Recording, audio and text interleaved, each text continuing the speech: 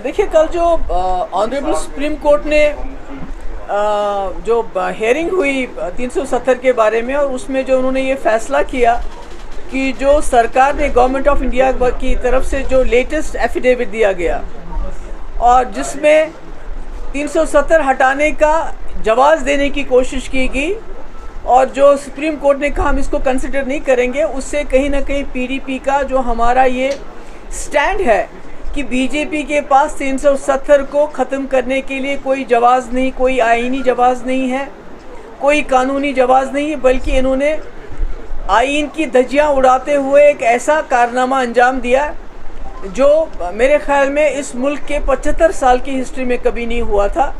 तो इसके साथ साथ उनका ये दलील देना कि 370 को ख़त्म करने के बाद जम्मू कश्मीर में हालात ठीक हो गए, ये बिल्कुल ऐसा है कि जब कोई गुंडा, कोई बदमाश किसी घर में घुस के वहाँ के लोगों की पिटाई करे, आबरूरेज़ी करे, उनको धमकाए और उसके बाद बोले कि घर में सब कुछ ठीक ठाक हो गया क्योंकि अब घर में आवाज़ नहीं आ रही, शोर नहीं हो रहा है, झगड़ा नहीं हो रहा है। बिल्कुल वही हाल उन्होंने जम्मू कश्मीर का किया है। जम्मू कश्मीर में इसको एक खुली जेल में तब्दील किया गया है, जहाँ पर आम इंसान की बात तो दूर, जो यहाँ के जर्नलिस्ट हैं, मीडिया के लोग हैं, उनको न सिर्फ धमकाया जाता है बल्कि कईयों को यूएपी के अंदर जेल में डाल दिया गया क्योंकि वो अपना फ़र्ज़ अंजाम देते थे।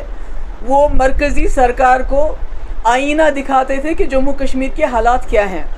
और हमारे इसके अलावा हमारे हज़ारों की तादाद में हमारे लोग जेलों में हैं, जिनमें नौजवानों की बहुत बड़ी तादाद के अलावा हमारे जो मजहबी रहनुमा हैं, जिनका मैं कई बार नाम ले चुकी हूँ, बार बार नाम लेने की ज़रूरत नहीं है, जिनको इस वक्त जम्मू के जेल में रखा गया है, जहाँ उनकी जो उनकी उम्र की वजह से और गर्मी की वजह से उनकी तबीयत भी ख़राब हो रही है। और ये सब जो लड़के हैं जिसमें जवान हैं, जम्मू कश्मीर के जेलों के अंदर, जम्मू कश्मीर के जेलों के बाहर हैं, कोई इनका ट्रायल नहीं हो रहा है, कोई कानूनी कार्रवाई नहीं हो रही है, कोई इनकी ज़मानत नहीं हो रही है, बल्कि अगर कोई जाता भी है बड़ी मुश्किल से वहाँ पहुँच जाता है, चाहे हरियाणा हो, चाहे राजस्थान हो, चाहे यूपी हो, तो वहाँ उनको मुलाकात भी नहीं होती है उनकी, और उनके पास कोई ऐसे वसाइल नहीं है। तो ऐसे में ये कहना कि जम्मू कश्मीर में सब कुछ ठीक ठाक है, जम्मू कश्मीर को जिन हालात से इस वक्त गुजरना पड़ता है, आप अखबार खोलिए, एनआईए का रेड, ईडी का रेड, एसआईए का रेड, एसयूआई का रेड, इसके बगैर तो कोई डेवलपमेंट हमें नज़र नहीं आती है। रोज़ छापे पड़ते हैं। तो इतना जुल्म जबर करने के बावजूद सुप्रीम कोर्ट को ये बावर कराने की कोशिश की गई कि 370 के बाद हमने यहाँ सब कुछ ठीक ठाक किया। और मुझे उम्मीद है कि जो हमारे जस्टिस चंद्रचूड़ साहब, चीफ जस्टिस चंद्रचूड़ साहब, और उनके साथ जो 200 जज लाए गए, वो भी इसी मकसद से लाए गए यहाँ, ताकि उनको ये दिखाया जाए कि जम्मू कश्मीर में जो कब्रिस्तान की खामोशी है, उनको ये बताया जाए यहाँ सब कुछ ठीक ठाक है। मगर मुझे उम्मीद है कि ये तमाम जज साहिबान बहुत ही दानिशमंद लोग होते हैं, ये लोगों की तकदीरों का फ़ैसला करते हैं।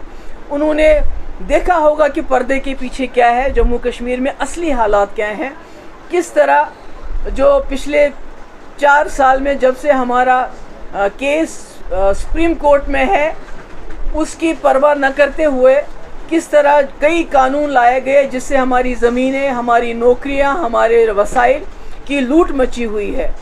हालांकि कानून ये कहता है कि जब भी कोई केस कोर्ट में हो तब तक उसको जिससे उस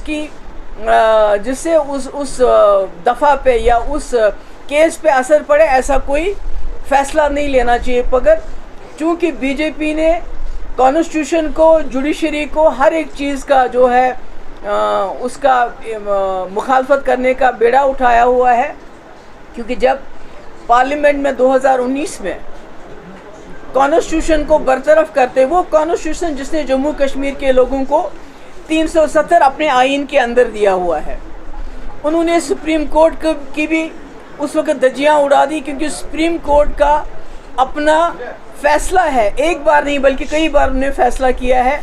संपत प्रकाश हो, प्रेमनाथ कौल हो, विजय लक्ष्मी झा हो, जहां पर सुप्रीम कोर्ट ने ये कहा कि जम्मू कश्मीर में 370 हटाने का सिर्फ एक तरीका, एक वाहिद तरीका है कि जो जम्मू कश्मीर की कॉन्स्टिट्यूएंट असेंबली है वो रिकमेंड करनी चाहिए प्रेसिडेंट ऑफ इंडिया को कि इसको ख़त्म कर दीजिए। ना तो जम्मू कश्मीर की कॉन्स्टिट्यूएंट असेंबली है, तो किसने रिकमेंड किया, कैसे इन्होंने किया। तो मेरा कहने का मकसद है कि मुझे उम्मीद है कि ऑनरेबल सुप्रीम कोर्ट जब कि हालांकि कुछ खदशात भी हैं, किसी ने मुझसे सवाल पूछा कि पिछले 4 साल से केस की सुनवाई बिल्कुल नहीं हुई, जबकि बड़े ऐसे केसेस सुने गए जिनकी शायद इतनी इमरजेंसी नहीं थी। तो आज कश्मीर के दौरे के यकायक बाद केस की सुनवाई होना और वो भी ये फ़ैसला होना कि 2 अगस्त के बाद रोज़मर्रा इनकी सुनवाई होगी, तो कहीं ना कहीं ये खदशात पैदा होते हैं कि कहीं जो बीजेपी जो जाल बिछाया है उन्होंने पूरी दुनिया को, पहले G20 उसके बाद जजेस को लाया गया जम्मू कश्मीर के कब्रिस्तान की खामोशी दिखाने के लिए, कहीं वो कुछ और तो नहीं, पर्दे के पीछे कुछ और तो नहीं हो रहा है। पर मुझे उम्मीद है जस्टिस चंद्रचूड़ पे, आई थिंक उनकी जो इंटेग्रिटी है वो दैट इज़ अनक्वेश्चनेबल जो हम देख रहे हैं। मुझे उम्मीद है कि जो पास्ट में हुआ है, कई ऐसे फैसले दिए गए जिसमें कॉन्स्टिट्यूशन को बरतरफ करके, कानून को बरतरफ करके सिर्फ आवाम के जज्बात, कलेक्टिव कॉन्शियस को सेटिस्फाई करने के लिए कुछ जजमेंट्स दी गई हैं और उसके बाद वो लोग पार्लियामेंट में पहुंच गए वो जजेस।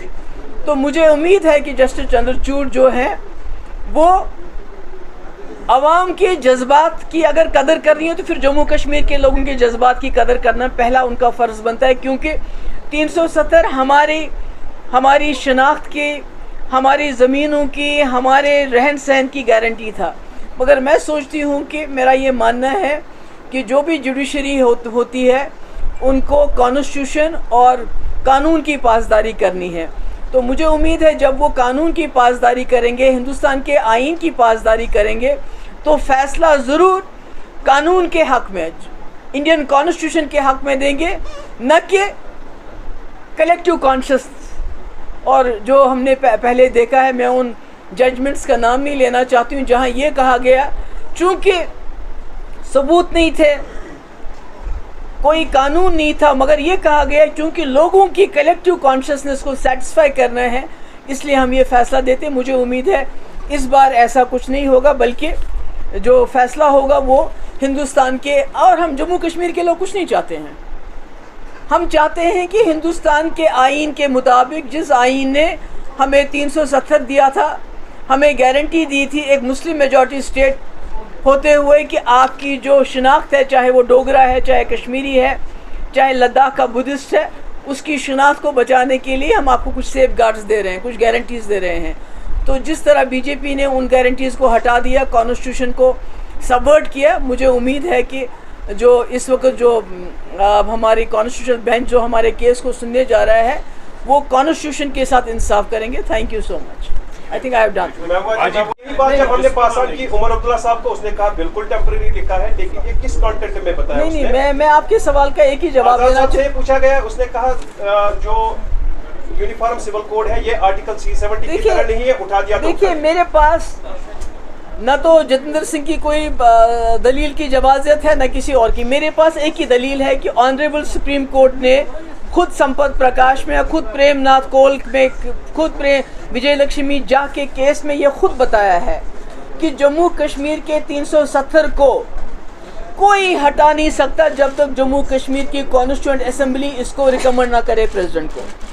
तो टेम्परेरी होने का सवाल ही पैदा नहीं होता है, खुद ही इसकी जो इफादियत है वो स्पेशल हो जाती है। And it can not be, it will not be, it should not be removed. ये मेरे अल्फाज नहीं है, ये उस वक्त सुप्रीम कोर्ट ने डिसीजन दिया है कि इसको जम्मू कश्मीर की कॉन्स्टिट्यूएंट असेंबली के अलावा कोई भी रिकमेंड नहीं कर सकता। अगर आप कहते हैं कि सत्यपाल मलिक जम्मू कश्मीर की कॉन्स्टिट्यूएंट असेंबली को रिप्लेस करता है तो वो हमारी गलती है, अगर हम ऐसा मानते हैं तो। बाकी जहाँ तक जतिंदर सिंह जी का सवाल है, दूसरों का सवाल है, उनकी जवाज़त आपने देखा सुप्रीम कोर्ट में क्या थी कि 370 के बाद पथराव बंद हो गया। अगर पथराव बंद हो गया तो हमारे हज़ारों नौजवान क्यों हैं जेलों में? हमारे रिलीजियस लीडर क्यों हैं जेलों में? रोज़ हमारे यहाँ छापे क्यों पड़ते हैं? मॉनिटरिंग क्यों होती है? आपने इजराइल का पॉलिसी यहाँ क्यों अपनाई है? आप क्यों कहते हैं कि हम 5 मरला ज़मीन 2 लाख लोगों को देंगे, जबकि कुल 19,047 लोग यहाँ बेघर हैं? किनको दे रहे हैं आप ज़मीन? आप वोटर लिस्ट में 25 लाख लोगों को क्यों ऐड करते हैं? अगर आप इतने सेटिस्फाइड हैं जम्मू कश्मीर की सिचुएशन को लेके, तो फिर ये चोर दरवाज़ों से एंट्री क्यों? तो मेरा ख्याल है कि हम ऑनरेबल सुप्रीम कोर्ट पे छोड़ते हैं कि वो क्या इस मुल्क की कॉन्स्टिट्यूशन की पासदारी करेंगे या खुदा ना खास्ता कुछ आई डोंट नो। इलेक्शन से पहले के खिलाफ दिल्ली पुलिस अभी तो आज का मसला ये है।